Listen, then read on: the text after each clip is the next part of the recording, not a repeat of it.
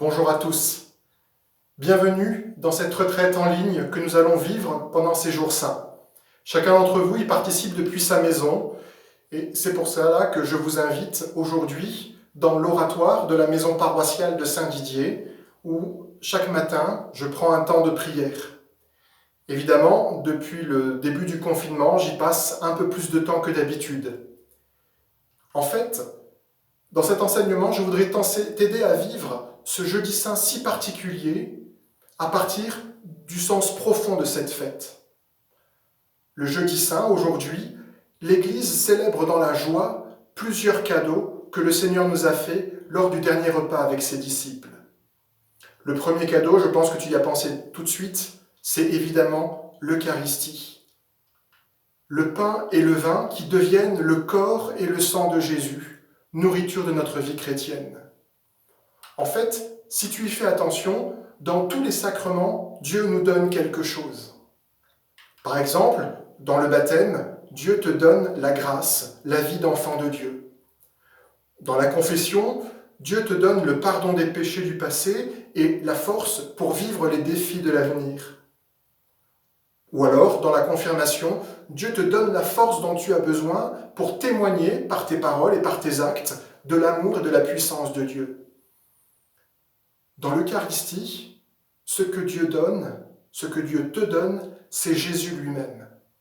Ça n'est pas une chose, ça n'est pas une simple marque spirituelle comme pour le baptême ou la confirmation. Ce n'est pas une simple force comme dans la confession. Non, ce que Jésus te donne dans l'Eucharistie, le cadeau que Dieu te fait à ce moment-là, c'est Jésus lui-même. Le premier cadeau que Jésus nous fait le jeudi saint, c'est lui-même. Non pas quelque chose qui te fait penser à lui, qui te fait penser à Jésus, qui te rappelle ses actes. Non, dans l'Eucharistie, il ne s'agit pas simplement d'un souvenir, d'un rappel. C'est Jésus lui-même qui nous est donné. En fait, si tu réfléchis, depuis le jour de ta première communion, chaque fois que tu participes à la messe, chaque fois que tu reçois l'Eucharistie, tu accueilles Jésus dans ta vie. Tu accueilles au plus profond de ton cœur Jésus au cœur de ta vie. Et souvent, quand on reçoit l'Eucharistie un peu comme une routine tous les dimanches, un peu régulièrement, on finit peut-être par oublier cela. Alors, ce jeudi saint, vécu dans ces circonstances un peu particulières, est véritablement là aussi pour nous aider à reprendre la force, l'épaisseur de ce que le Seigneur nous donne dans l'Eucharistie. Le soir du jeudi saint, lorsque Jésus a pris le pain, il n'a pas dit « ceci représente mon corps ». Il n'a pas dit, quand il a tenu la coupe, « buvez, ceci est comme mon propre sang ». Non. Quand il a pris le pain, il a dit « ceci est mon corps qui est pour vous, qui est livré pour vous ». Quand il a pris la coupe, il a dit « voici mon sang ». En fait, ce que je reçois dans l'Eucharistie, c'est le corps et le sang de Jésus. C'est tout l'être de Jésus qui nous est donné. Son corps, son âme, sa divinité, toute sa puissance de vie de fils de Dieu.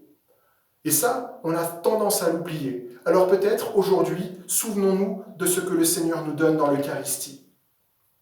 Je ne sais pas si on se rend compte de ce qui nous est donné. Est-ce qu'on peut imaginer de la part de Dieu un plus grand cadeau que lui-même ? Cette nourriture sainte nous est donnée pour alimenter ta vie d'enfant de Dieu, la vie d'enfant de Dieu que tu as reçue au baptême. C'est une nourriture. C'est pour ça que l'Eucharistie, je ne la garde pas dans la poche, je ne la garde pas dans les pages de mon missel, je la mange. C'est quelque chose que je mange, c'est une nourriture qui vient alimenter, non pas mon corps, mais qui vient alimenter ma vie de fils de Dieu. Le problème de cette nourriture, c'est qu'elle agit d'une manière différente d'une nourriture normale. Prenons un exemple.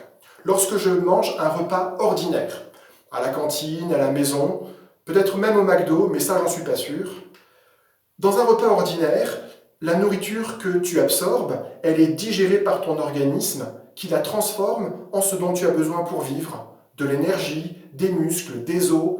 Et à ton âge, souvent on grandit beaucoup, donc on a besoin de beaucoup manger. C'est comme ça que tu gagnes toujours des centimètres. Dans l'Eucharistie, la nourriture que nous recevons agit différemment.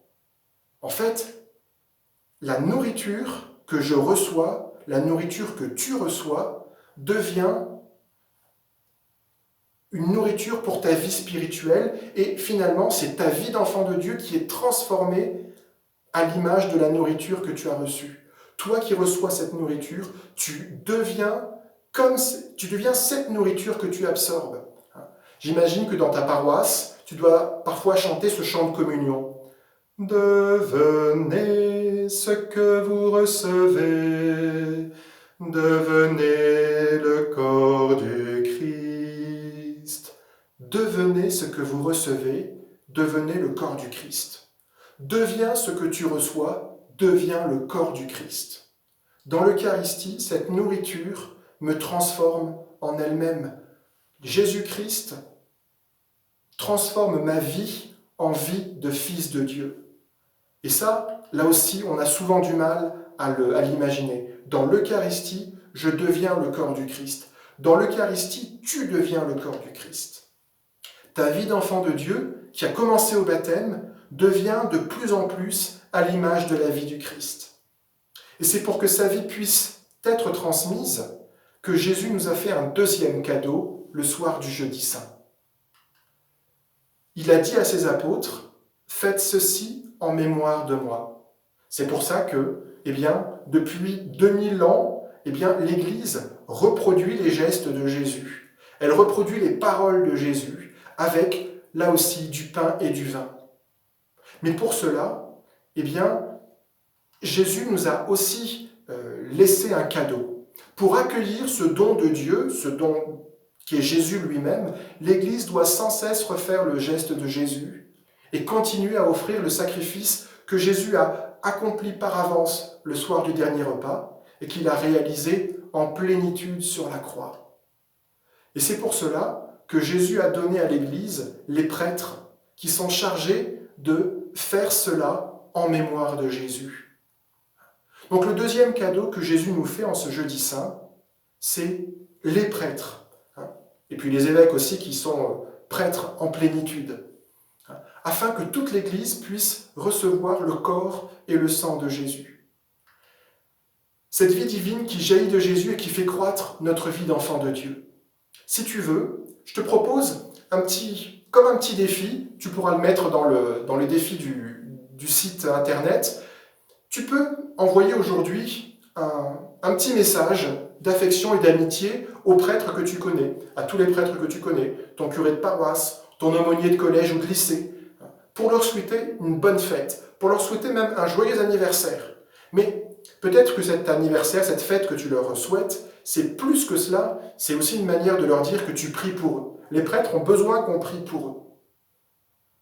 Moi, tu vois, chaque année, depuis que je suis prêtre, ça va faire bientôt 14 ans, j'ai un couple d'amis qui ne manquent jamais de m'envoyer un message le jeudi saint. Et je sais qu'ils font ça pour les autres prêtres qu'ils connaissent. Chaque année, j'ai ce petit coucou qui vient d'eux. Ce sont des amis qui n'habitent pas à côté de chez moi, ils habitent un peu loin, on ne se voit pas très souvent, mais je sais que chaque année, je peux compter sur ce message plein d'amitié et de prière. Alors peut-être que toi aussi, aujourd'hui, tu peux envoyer un petit message à ton prêtre, à ton curé, à ton aumônier, aumônier scout, aux prêtres que tu connais, aux prêtres que tu as rencontrés, pour leur dire « Bonne fête, je prie pour toi ». Alors, tu vas me dire, c'est bien beau tout ça, mais avec la situation de cette année, c'est un peu raté parce que le don de Jésus dans l'Eucharistie, on ne l'a pas vraiment. Cette année, c'est un peu raté parce que le prêtre, j'ai beau lui envoyer un message pour lui dire que je lui souhaite une bonne fête et que je prie pour lui, je ne vais pas le voir, je ne pourrai pas le rencontrer, je ne pourrai pas être vraiment dans ce rapport personnel, physique presque, avec lui pour lui souhaiter une bonne fête. Donc c'est un peu raté cette année. Mais c'est là que, c'est vrai que depuis presque un mois, il n'y a plus de messe dans l'église de ta paroisse. Il y a ton lycée qui est fermé, et donc ça veut dire que tu n'as pas de messe à l'aumônerie. Et puis en plus, aujourd'hui, même les célébrations pascales sont annulées. C'est ce qu'ont dit certains médias. Alors je pense que les médias n'ont pas tout compris. Les célébrations pascales ne sont pas annulées. Moi, ce soir, je célébrerai dans mon église paroissiale de Saint-Didier la messe en mémoire du dernier repas de Jésus. Et partout dans le monde, les prêtres vont célébrer cette messe en mémoire de ce soir où Jésus a fait ce cadeau de lui-même en nourriture pour la vie du monde et en mémoire aussi du cadeau qu'il a fait du sacerdoce pour que ce cadeau de la vie de Dieu puisse continuer à être donné à l'humanité. Et donc, il y aura bien des messes, mais la plupart du temps, ces prêtres seront seuls. Parfois, ils seront accompagnés de 2 ou 3 fidèles, quelques-uns. Et je crois que ces fidèles-là sont chanceux cette année et qu'ils ont conscience de la chance qu'ils ont, de cette grâce que le Seigneur leur accorde. Lorsque tu ne peux pas, toi, participer pour une raison indépendante de ta volonté à la messe, l'Église te propose de vivre ce qu'on appelle la communion spirituelle. Parfois, on appelle cette communion spirituelle d'un autre nom, on parle de communion de désir. Qu'est-ce que ça veut dire ? Ça veut dire que tu désires communier, tu as envie de communier, mais tu ne peux pas, pour diverses raisons. Ça peut être que tu es dans un pays lointain où il n'y a pas d'église à proximité. Ça peut être parce que tu es malade et que tu ne peux pas sortir de chez toi. Ça peut être que l'église est fermée, ou ça peut être aussi la situation que nous avons aujourd'hui, une crise sanitaire mondiale qui fait que les églises sont fermées, il n'y a pas de rassemblement possible, et donc tu ne peux pas participer, assister à la messe. La communion spirituelle, cette communion de désir, c'est l'union de l'âme avec Jésus qui est présent dans l'Eucharistie et qui est réalisée non pas parce qu'on reçoit l'Eucharistie, non pas dans la réception du sacrement, ça c'est la communion ordinaire, mais c'est par le désir de cette communion, de cette réception. Je désire communier, je ne peux pas. Mais le Seigneur se donne à moi d'une manière un peu mystérieuse parce que je désire le recevoir et qu'en moi tout est prêt à le recevoir. La communion spirituelle, ce n'est pas de se dire « bon, ce dimanche, j'ai pas trop envie d'aller à la messe, alors je fais une communion spirituelle et on verra la prochaine fois. » Non, non. La communion spirituelle, c'est que vraiment tout mon être a envie de recevoir l'Eucharistie. Dans la communion spirituelle, il y a bien plus que « ah ben je verrai la prochaine fois, on verra ce qu'on peut faire ». La communion spirituelle, c'est le désir de communier qui, s'il en avait la possibilité, serait réalisé. Tout à l'heure, je t'ai dit que dans les sacrements, Dieu faisait toujours un cadeau. Dieu passe de manière ordinaire par les sacrements pour se donner, pour se transmettre, pour te donner sa propre vie. Et chaque fois que tu reçois un sacrement, le cadeau de Dieu t'est accordé, ipso facto. Chaque fois que tu communies, tu reçois la vie de Dieu en toi. À toi ensuite de faire fructifier ce cadeau, et ça montre aussi que tu n'es pas complètement passif. Mais heureusement pour nous, Dieu ne passe pas que par ces sacrements. Les sacrements, c'est le moyen ordinaire, habituel. C'est un moyen aussi objectif. Quand je reçois l'Eucharistie, je sais que j'ai reçu le corps du Christ. Mais en fait, Dieu est libre par rapport aux moyens qu'il s'est donnés, par rapport aux moyens qu'il a donnés à l'Église. Si Dieu sait que ton désir de le recevoir est fort, si Dieu sait que ton désir est ardent, que la faim de Jésus te dévore, eh bien alors, il peut te donner sa grâce, il peut réaliser en toi l'effet du sacrement de l'Eucharistie, même si tu ne l'as pas reçu. Cet effet, il n'est pas sensible, ce n'est pas le cœur qui bat plus vite, ce n'est pas une sensation de chaleur, ce n'est même pas le goût dans ma bouche. Cet effet, tu ne le perçois pas avec tes yeux, avec tes oreilles, avec ta sensibilité. Il n'est pas sensible. Dieu, en fait, agit au plus profond de ton être, dans le secret. Dieu réalise dans ton cœur l'effet de la communion sans la réception du signe du sacrement. En fait, c'est un peu comme dans la prière. Dieu, je ne le vois pas, je ne l'entends pas, mais je sais qu'il est là et je sais qu'il se donne à moi. Pour manifester ce désir, pour manifester cette communion de désir, il faut donc se préparer. Il faut disposer son être à accueillir le don de Dieu. De la même manière qu'on fait ça lorsqu'on se prépare à la messe. Dans la messe, on commence toujours par demander pardon à Dieu.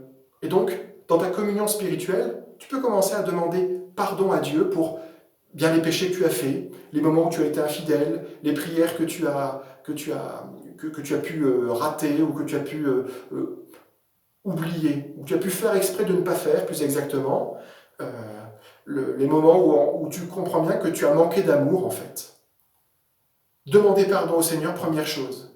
Puis tu peux préparer aussi cette communion spirituelle en prenant le temps de lire les lectures de la messe du jour, ou au moins l'Évangile. Et puis, avec une lecture, pas simplement je lis la page et puis j'attends d'arriver au bout, non, non. Une lecture qui te permet de méditer ce que le Seigneur te dit, de méditer le message que Jésus donne. Et effectivement, dans ce Triduum pascal, le message que Jésus donne, c'est vraiment le message central de notre foi chrétienne. Donc on a vraiment intérêt à le méditer. Puis pour cette célébration, pour cette communion spirituelle, tu peux aussi suivre une célébration sur Internet. Il y a plein de propositions, soit dans ton diocèse, dans ta paroisse. Avec le site du Jeune Amandier, on te propose de suivre les célébrations de l'école d'évangélisation Cap Missio dans le diocèse de Montpellier avec le Père René Luc et les jeunes qui sont autour de lui. Pourquoi pas ? Et effectivement, cette participation un peu lointaine, un peu numérique, à distance, un peu virtuelle à la célébration, eh bien c'est aussi une manière d'écouter les lectures, d'écouter l'homélie, l'enseignement que le prêtre donne. C'est une manière aussi de prendre part au chant.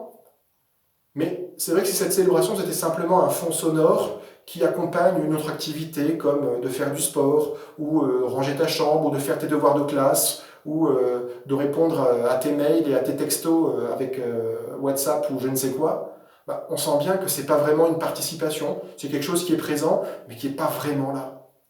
Donc, la participation à la messe par Internet, eh bien vraiment, y consacrer tout son être au moment où c'est le moment. Parfois aussi sur Internet, tu trouves des prières de communion spirituelle qui permettent en fait de mettre des mots sur une expérience. Ce n'est pas des formules magiques où rien que le fait de dire cette prière de communion spirituelle, eh bien ça y est, je suis en communion avec Dieu. Non. Évidemment, ce n'est pas une formule magique, ce n'est pas un gris-gris, mais c'est une manière de dire au Seigneur, de trouver les mots justes pour dire au Seigneur qu'on a faim de lui et qu'on ne peut pas le recevoir, mais qu'on a envie de l'accueillir dans notre vie. C'est pour exprimer avec des mots justes la soif que tu portes. Et ça, c'est vraiment important. Et puis, je crois que dans cette communion spirituelle, il y a aussi le troisième cadeau que Jésus nous a fait le jeudi saint. Premier cadeau, l'Eucharistie. Deuxième cadeau, les prêtres. Et troisième cadeau, il est contenu lui aussi dans l'Évangile, dans cet événement du jeudi saint. Et souvent, on l'oublie, on a tendance à l'oublier. Et pourtant, ce cadeau est profondément enraciné dans le don de sa propre vie que Jésus a fait sur la croix et dans l'Eucharistie.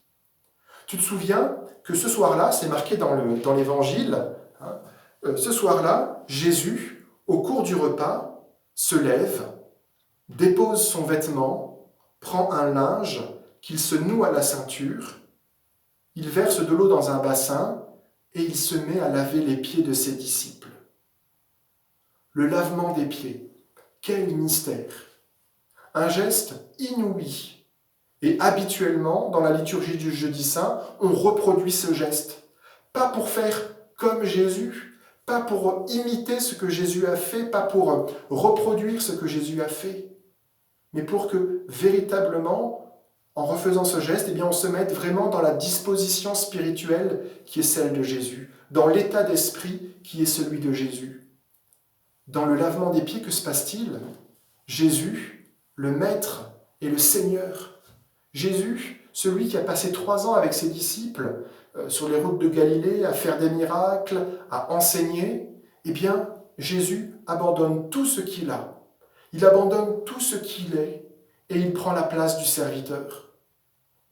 Nous, si on nous demandait de laver les pieds de quelqu'un d'autre, on se sentirait peut-être humilié, on se sentirait peut-être abaissé, déconsidéré.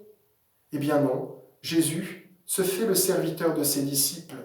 Ceux qui écoutent habituellement son enseignement, ils sont là pour se faire laver les pieds par leur maître, par leur Seigneur. Il se met à leur service.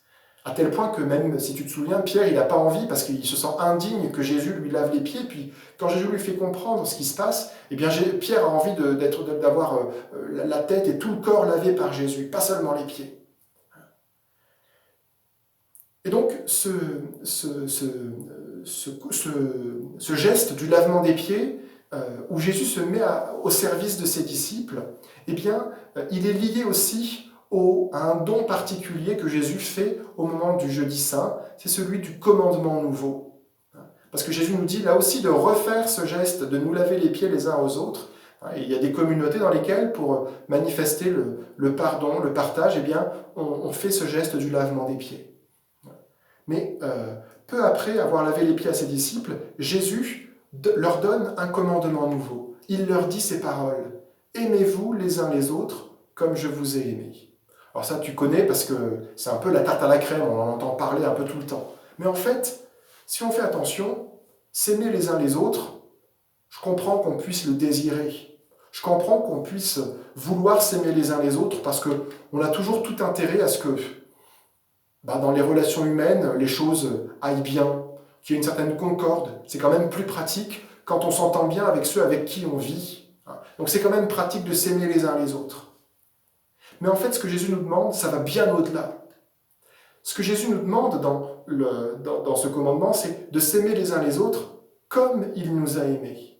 Et là, on voit bien dans ce que Jésus ajoute, « Comme je vous ai aimé », la qualité d'amour que Jésus exige de nous, la qualité d'amour que Jésus exige de toi. Il n'y a pas de plus grand amour que de donner sa vie pour ceux qu'on aime. Bien voilà la qualité d'amour que Jésus a eue lorsqu'il nous a aimés. Comme je vous ai aimé, c'est en donnant votre vie pour les autres, pour ceux que vous aimez. Vous aimerez véritablement les uns les autres le jour où vous donnerez votre vie les uns pour les autres. Et on comprend bien alors le geste du lavement des pieds, ce geste de service. Donner sa vie, c'est pas simplement mourir, et Jésus le montre en mourant sur la croix. C'est pas simplement mourir, de donner sa vie pour ceux qu'on aime. Ça peut être aussi de se mettre à leur service. Voilà la qualité de l'amour à laquelle Jésus nous invite lorsqu'il nous dit « Comme je vous ai aimé ». Aimez-vous les uns les autres comme je vous ai aimé, ça doit aller jusqu'au don de notre vie. Et on comprend bien, dans le mariage, les époux se donnent l'un à l'autre. Pourquoi ? Parce qu'ils s'aiment et qu'ils ont envie de s'aimer, de se donner leur vie mutuellement, complètement. Dans le sacerdoce, c'est pareil. Le jeune homme qui devient prêtre, c'est parce qu'il aime Jésus, il aime Dieu tellement qu'il peut lui consacrer toute sa vie.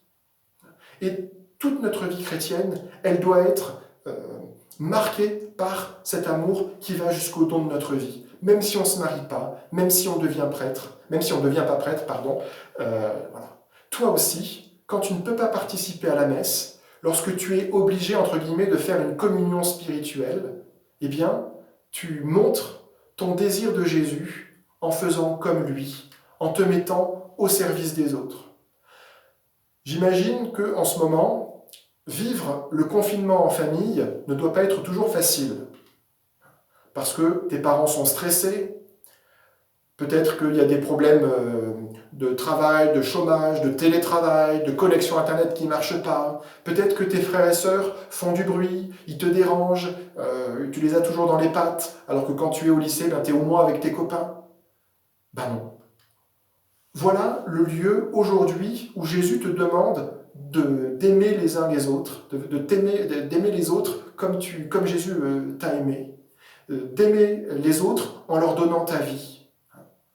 Dans cette situation de confinement où les relations familiales ont de quoi mettre les nerfs à rude épreuve, eh bien, c'est le lieu où aujourd'hui tu vas pouvoir aimer les autres en leur donnant ta vie. Mets-toi simplement au service des autres. Fais comme Jésus et lave-leur les pieds. Alors, pas nécessairement littéralement, mais par ta capacité à rendre service, par ton inventivité à rendre service, en donnant du temps, en rendant service, en prenant patience aussi, alors que parfois on aurait envie d'envoyer les autres bouler, dans ta capacité aussi à construire la paix dans des relations qui parfois sont tendues. En fait, le véritable amour, l'amour qui va jusqu'au bout, Eh bien, il commence à la maison. Il ne se manifeste pas lorsque tu pars à l'autre bout du monde pour aider les gens qui sont pauvres. Ça peut être une manière de donner sa vie. Mais aujourd'hui, dans cette situation dans laquelle nous sommes, eh bien, tu peux donner ta vie, tu peux aimer les autres. La communion de désir, ça passe aussi par ça. Je désire recevoir Jésus, et donc je suis dans les dispositions qui sont celles de Jésus, qui se met au service des autres. En fait, si tu fais attention, chaque fois que tu fais quelque chose avec un amour authentique et désintéressé, chaque fois que tu donnes ta vie, chaque fois que tu aimes les autres, eh bien, tu es en communion avec Jésus et tu réalises vraiment cette communion de désir. Alors tu vis, comme Jésus, cette heure du grand amour qui est celle du dernier repas de Jésus avec ses disciples. Pense-y tout au long de ce jeudi saint. À bientôt.